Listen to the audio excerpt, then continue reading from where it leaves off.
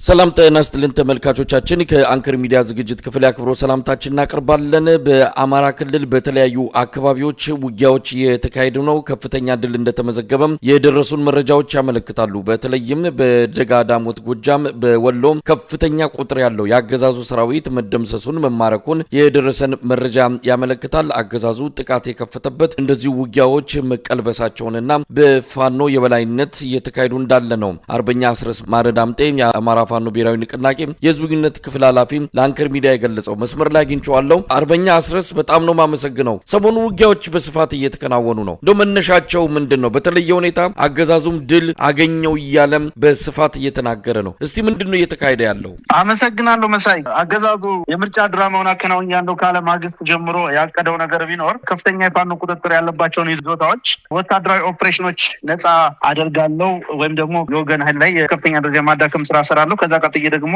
ወደ ሰሜኑ ጦርነት ተገሰግሳለሁ በሚል ሂሳብና ስሌት ያደረጋቸው ወታደራዊ እንቅስቃሴዎች ነበሩ። ከተሞኑ የተደረጉት ወታደራዊ እንቅስቃሴዎችም የዛ መገለጫዎች ወይም ማሳያዎች ናቸው። ለላለፉት ሳምንታት በርካታ አካባቢዎች የተለያዩ ኦፕሬሽኖች ሲደረጉ ቆይቷል። በወለጋ ቀጠና አንሻ ሳይድ እዝ ከፍተኛ ወታደራዊ ድል ባገኘ ማግስት በሰራዊት ላይ የደረሰበትን ከባድ ኪሳራ ለማወራረድ በማህበረሰቡ ላይ የጀት ድብደባ በማድረግ በርካታ ንጹሃንን ጨፍጭፏል። ከዛ ውጭ በጎጃም፣ በጎንደር፣ በወሎና በሸዋ አካባቢዎች ደግሞ በአሳቻ ሰዓት በተለይ በሌሊት በመንቀሳቀስ የወገንን ካምፖች በመክበብ ጉዳት ለማድረስ ያደረጋቸው ሙከራዎች ነበሩ። በሌላ መልኩ ደግሞ ቤም ሮኬቶች ተኳሽ መሳሪያዎችን ዙ-23 እና ሌሎች ከባድ መሳሪያዎችን በመጠቀም ከፍተኛ ቁጥር ያለው ኃይል በመያዝ በተለያዩ አካባቢዎች እንቅስቃሴ አድርጓል። ከነኚህ መካከል በሰሞኑ ውጊያ ከተደረገባቸውና የአማራ ፋኖ ብሔራዊ ንቅናቄ ቴዎድሮስ ከፍተኛ ወታደራዊ ድል ካገኘባቸው ቦታዎች መካከል ጎጃም ደጋዳሞት ቃና የተደረገው እና ዛሬ ጠዋት የተገኘው ድል በትልቁ የሚጠቀስ ነው። በዚህ ውጊያ እንግዲህ ለተወሰኑ ቀናት ደጋዳሞት ፕሮፌት ከተማን ለመቆጣጠር በተለያየ አቅጣጫ ጠላት እንቅስቃሴ ሲያደርግ ነበር የቆየው። የተለያዩ ክፍለ ጦሮችን በማቀናጀትና አሃዶችን በማዋሃድ በርካታ ሙከራዎችን አድርጓል። ይሄ ሙከራ በዛሬው ዕለት ሙሉ በሙሉ በሚባል ደረጃ የሚያከሽፍ ትልቅ ወታደራዊ ድል ተገኝቷል። ዛሬ ረፋድ ላይ የቴዎድሮስ እዝ 109ኛ ኮር 99ኛ ክፍለ ጦር የደጋዳሞት አካባቢ ሻለቆች፣ የ206ኛ ኮር 24ኛ ክፍለ ጦር የስናን አባጅሜ ሻለቃ፣ የ102ኛ ኮር 33ኛ ክፍለ ጦር፣ የ201ኛ ኮር 54ኛ ክፍለ ጦር ሻለቆች በጋራ በመተባበር ደጋዳሞት ፈረስ ቤት አቅራቢያ ከዚህ በፊት ትልቅ ወታደራዊ ድል የተገኘበት ስትራቴጂክ ቦታ ላይ ሞርተር 82 2 ድሽቃዎች፣ በርካታ ስናይፐሮችና ብሬኖች ከበርካታ ተተኳሽ ጋር የነፍስ ወከፍ የቡድን መሳሪያ ጋር መማረክ ተችሏል። በዚህ አውደ ውጊያ 2 ያክል ኮሎኔሎች ተገድለዋል። ሌሎች የተማረኩ አሉ። ውጊያው አልተጠናቀቀም። የወገን ኃይል የተራረፈውን የጠላት ኃይል ለመለቃቀም እንደገና መልሶ ማጥቃት ዝግጅት እያደረገ ባለበት ሰዓት ነው እናንተ እየተነጋገርን ያለ ነው ማለት ነው። በዛ አካባቢ ከፍተኛ ወታደራዊ ድል ያገኘንበት ነው። በሌላ በኩል በማቻከል አካባቢ ዲግራ ቅዳም የሚባል ቦታ ላይ ከፍተኛ ውጊያ እየተደረገ ነው ያለው። በዚህ ሰዓት እንግዲህ እንደሚታወቀው ባለፉት 3 ዓመታት በተደረጉ አስደናቂ ወታደራዊ ጀብዶች የጮቄ ተራራ ሰንሰለቶች ላይ የአብይ አህመድ ሰራዊት ተቀብሮ ነው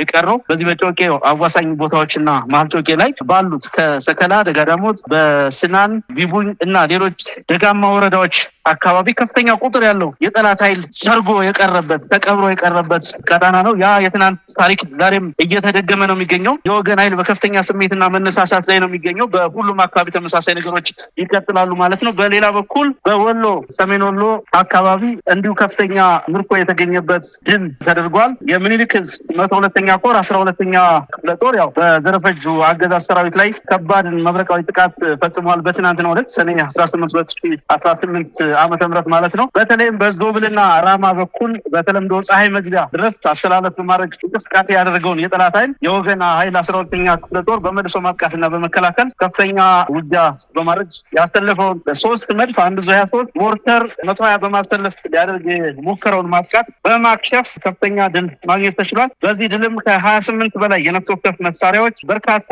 ተተኳሾች፣ የድሽቃ የብሬንና የክላሽ ተተኳሾች፣ አልባሳት፣ ኤፍ1 ቦምቦችና በርካታ ምርኮች ተገኝተዋል። በሌላ በኩል ማዕከላዊ ጎንደር በለሳ አካባቢ ሚካኤል ደብር እንዲሁ በዚህ ሰዓት ከፍተኛ ውጊያ እየተደረገ ነው የሚገኘው። በአጠቃላይ የጠላትን የማጥቃት እቅድ በማክሸፍ በከፍተኛ መከላከል ትላልቅ ወታደራዊ ድሎች እየተገኙ ነው ያሉት። መሳይ ውጊያዎች አሁንም እንደቀጠሉ ናቸው። ያው ሲጠናቀቁ በዝርዝር የምናቀርባቸው ነው የሚሆነው። እንግዲህ አስረስም ይሄ ውጊያ አሁን ሰሞኑን እየተካሄደ ያለው አንደኛ አገዛዙ አቅዶ እስከ ሰኔ 30 የፋኖን ኃይል ማዳከም ከዛም ወደ ህወሓት ጋር የሚደረገውን ጦርነት ለብቻ ተነጥሎ ለመዋጋት የሚያስችል አቅም ይፈጥርልኛል ብሎ ነው እንግዲህ አስቀድሞ ፋኖ ላይ ጥቃት የከፈተው። ሰሞኑንም ባልተለመደ ሁኔታ ያገዛዙ የተለያዩ ሚዲያዎች የድል ዜናዎችን እያቀረቡ ይገኛሉ። እንደው ትክክለኛ መሬት ላይ ያለውን ሁኔታ የኢትዮጵያ ህዝብ እንዲያውቅ በሚል ነው። እውነት እንደተባለው እናንተም በማዳከም ከህወሓት ጋር ለመዋጋት ወይስ የተለመደው በየጊዜው አገዛዙ ይሞክራል፣ ይመታል፣ ይመለሳል የተለመደው አዙሪት ነው እያየን ያለ ነው?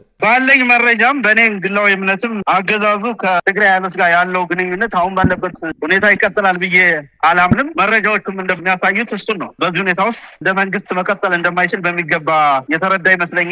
ለዛም ነው ብዙ ጊዜ ስለ ትብብርም ስለ ሌላም ነገር ሲነሳ በከፍተኛ ሁኔታ የሚቃዠው አገዛዙ። ከኛ አንጻር የተለመደ ነው እንዲህ አይነት በቀናት የተቆረጡ ለ30 ቀን ለ20 ቀን ለ15 ቀን እየተባሉ ወታደራዊ እቅዶች እየወጡ ሁሉም ወታደራዊ እቅዶች ላለፉት 3 ዓመታት እየከሸፉ ለወገን ኃይል የሞራልም የቁሳቁስም ብቻ የኛንም ወታደራዊ ኤክስፖዠር እየጨመሩ ነው ያሉት። እሱ ነገር ነው አሁንም ሳይዞ ሊቀጥል የሚችለው። እውነት ለመናገር የጠላት እግረኛ ሰራዊት የመዋጋት አቅም በከፍተኛ ደረጃ የተዳከመ ሙሉ በሙሉ በቴክኖሎጂ ላይ ጥገኛ የሆነ በድሮኖች በጀቶች ላይ ጥገኛ የሆነ ከዛ ወረድ ሲል እንኳን ሮኬቶችና ዙ23ቶችን በመተኮስ ሞራሉን ለመገንባት ትምሪት የሚሰጠው እግረኛ ሰራዊት እንጂ በዋናነት ታዋጊ መኮንኖችን በብዛት ስላለቁ እግረኛውም የመዋጋት ሞራልም አቅምም ስነልቦናም ወታደራዊ አቅምም ስለሌለው ምንም የሚያመጣው ለውጥ የለም። ያው እንደተለመደው በገፍ የሚያመጣውን የጦር መሳሪያ በገፍ የሚያመጣውን ተተኳሽ አልባሳትና ሬሽን በመማረክ የወገንን ኃይል በማጠናከር ወደሚፈልገው ስትራቴጂክ ማጥቃት መሸጋገር የምንችልበት ባለፈው መሳይ አንተም ጋር ስንነጋገር ስንጠቅስ እንደነበረው እነኚህ መጪዎቹ ጊዜያት በጣም በፋኖ የትግል ታሪክ ውስጥ ወሳኝ ምዕራፍ ላይ ደርሰናል ብለን ነው የምናምነው። ከዚህ በፊት እንዳብራራ ነው ያንን ወሳኝ ምዕራፍ የምናሳካበትን ወታደራዊ ትጥቆች እና ስነልቦናችንን በበቂ ሁኔታ የምንታጠቅበትን እድል ነው አገዛዙ እየፈጠረልን ያለ። ዛሬ የተገኘ እና አጠቃላይ በሁሉም አካባቢ ያለው መነቃቃት ደግሞ ተጨማሪ ድሎችን እንድናገኝ ምክንያት ነው የሚሆነው። በሁሉም አካባቢዎች ተያያዥ ነገሮች ይቀጥላሉ። ሌሎች እንዲሁ በራሳችን እቅድ በትልቁ ውጤትና ስኬት የምናመጣባቸው ተጋድሎችም በድርጅቱ ከፍተኛ ወታደራዊ አመራሮች በእቅድ ተይዞ ስራዎች እየተሰሩ ነው ያሉት። ህዝቡም የወገን ሰራዊትም አመራሩም ድል ለማግኘት ከፍተኛ ጉጉትና ዝግጅት ነው ያለው። አገዛዙ የሚለውጠው ነገር በምንም ተአምር የለም። እንግዲህ ሌሎች ኃይሎች ጋር የሚኖረውን ጦርነት ሁኔታ አሰላለፍ በራሳችን መንገድ እናጠናለን። ሁኔታዎች ወዴት እንደሚሄዱ ከፍተኛ አመራሩ በየጊዜው የሁኔታ ትንተና ሰነዶችን እያቀረበ እየተወያየ አቋም ይወስድባቸዋል። ያ እንደተጠበቀ ሆኖ ግን የዕለት ከዕለት ወታደራዊ ክንውኖችን በድል እንዲጠናቀቁና በስኬት እንዲያልቁ ርብርብ እየተደረገ ነው ያለው። ዛሬም ትናንትም የነበሩት የጠላት ወታደራዊ ኦፕሬሽኖች የወገንን ኃይል ከማጠናከር ያለፈ አንድ ጠብ የሚል ነገር ለጠላት ያመጡለት ወታደራዊ ትርፍ አልነበረም፣ ነገም አይኖርም። ይሄ የተለመደ ነገር ቢሆንም ከዚህ ደግሞ ከፍ ያለ ነገር አሁን ህዝቡ እንደሚጠብቀው የትግሉ ደጋፊ እንደሚያስበው የተሻለ ይዞታችንን በማስፋት ወታደራዊ ድሎችንም ስትራቴጂክ ድሎችንም በማምጣት ያለንን ፖለቲካዊ ተሰሚነት ያለንን ዲፕሎማሲያዊ ተሰሚነት ከፍ የምናደርግበት ወሳኝ ምዕራፍ ላይ ነው የምንገኘው። እኔ በዚህ አጋጣሚ መላው ሰራዊታችንም አመራሩም የትግሉ ደጋፊም ራሱን ለዚህ ትልቅ ነገር እንዲያዘጋጅና ለዚህ ትልቅ ነገር ሲባል ደግሞ ያሉ ጥቃቅን ችግሮችን ጥርሳችን ነክሰን እያለፍ ለትልቅ ድል እንድንበቃ ጥሪ ማቅረብም ጭምር ፈልጋለሁ። በጥሩ ሞራል ላይ ነው የሚገኘው ሰራዊታችን።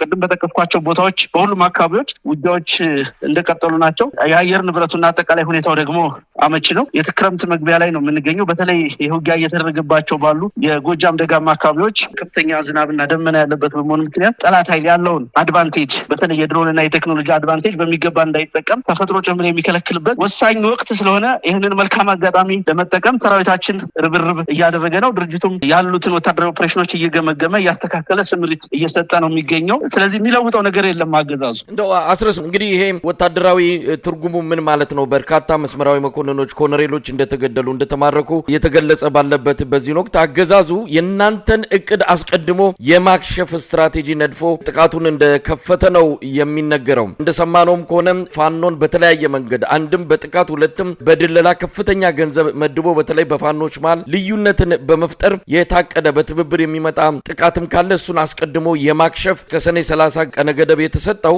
ጥቃት ነው የተከፈተውና እንደው በአጭሩ ባጭሩ ተቀልብሷል ማለት እንችላለን። ይሄ በእናንተ የወደፊት እቅድ ላይ የሚያመጣው ተጽዕኖ ይኖራል? የሚያመጣው ተጽዕኖ የለም። እንዳነሳውልህ ጥላት የተለየ ስልት አልተጠቀመም። ከዚህ በፊት ሲያደርግ እንደነበረው በርካታ ሰራዊት በማሰማራት በርካታ የቡድን መሳሪያዎችን በማሰማራት በወገን ላይ የስነልቦና ጫና በመፍጠር ነው ወታደራዊ ድሎችን ለማግኘት የሚሞክረው። የእግረኛ ሰራዊቱ የመዋጋትና የመፈጸም አቅሙ በእጅጉ የተዳከመ ነው የጥላት ማለት ነው። በአንጻሩ ደግሞ በወገን በኩል ያለው ሰራዊት ላለፉት 3 ዓመታት በተደጋጋሚ ውጊያዎችን ያደረገ ግዙፍ የሚባልን ሰራዊት በመማረክ ራሱን ያስታጠቀና ያደራጀ ኃይል የጥላትን ሰራዊት የውጊያ ስልትና አቅም እና ባህሪ ጭምር ጠንቅቆ የተረዱ ወታደራዊ አመራሮችን አፍርተናል። አሁን ባለንበት ሁኔታ እውነት ለመናገር ጥላት ያቀድናቸውን እቅዶች ትላልቅ ወታደራዊ እቅዶቻችንን በተመለከተ ዝርዝር መረጃ ኑሮት ሳይሆን በሚዲያ እንደምታዩና እንደምትሰማው በተለይ በቅንጅት በቃጣናው ያሉ ኃይሎች ኢትዮጵያ ውስጥ ያሉትም ከኢትዮጵያ ውጭ ያሉትም ጸረ አብይ አህመድ አገዛዝ ተጋድሎ እያደረጉ ያሉ ኃይሎች በጋራና በትብብር ከተነሱ እንሸነፋለን በሚል ጭንቀት ውስጥ ገብተው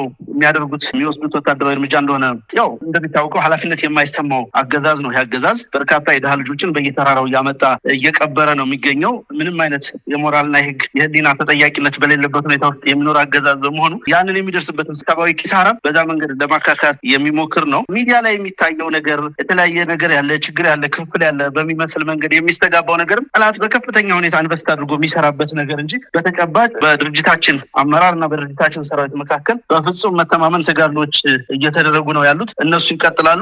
አልፎ አልፎ ሊከሰቱ ተፈጥሯዊ የሆኑ ችግሮች ቢኖሩ እንኳን አልፎ አልፎ ሊኖሩ ይችላሉ። እነሱን ለመፍታት የሚያበቃ ሊደርስብ በእነሱ ላይ ኃላፊነት ለመውሰድ የሚያበቃ አመራር ነው ያለው የአማራ ፋኖ ብሔራዊ ንቅናቄ።